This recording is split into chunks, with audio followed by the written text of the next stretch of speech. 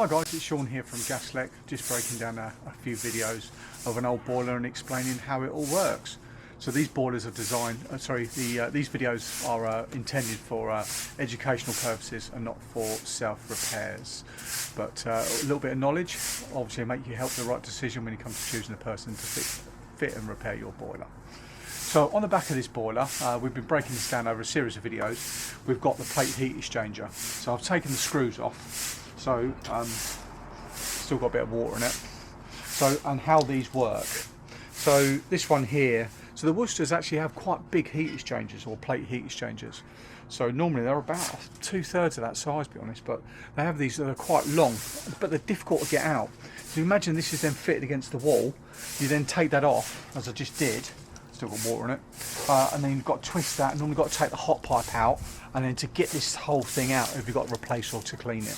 So we've got the rubber seals there, all going in the bin, this one. So what we have, it's actually quite clean in here, is that the cold water will come into this side, and will then run through this, and then come out this side as hot water.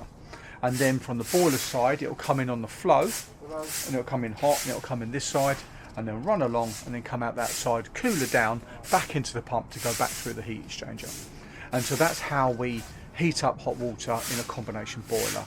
So the water that you're washing your hands with isn't radiator water. They're hydraulically separated within this plate heat exchanger, but they pass through very, very small, narrow waterways. I don't know if you can see it there. And then it extracts as much heat out as possible. The downside of this, with all the efficiencies that we're trying to gain through heating using energy to convert into to hot water and stuff like that, is that these waterways are very, very small.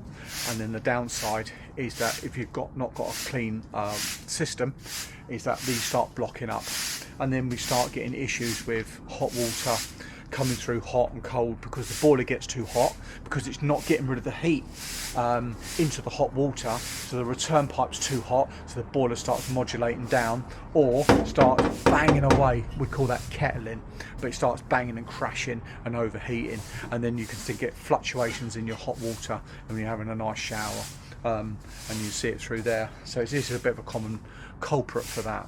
But I'll do another video and I'll cut one in half and I'll show you what it looks like on the inside. But that's the plate heat exchanger.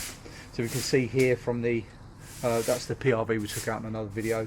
And so then so this is the waterways that come through in and out there. Okay guys, take care, bye.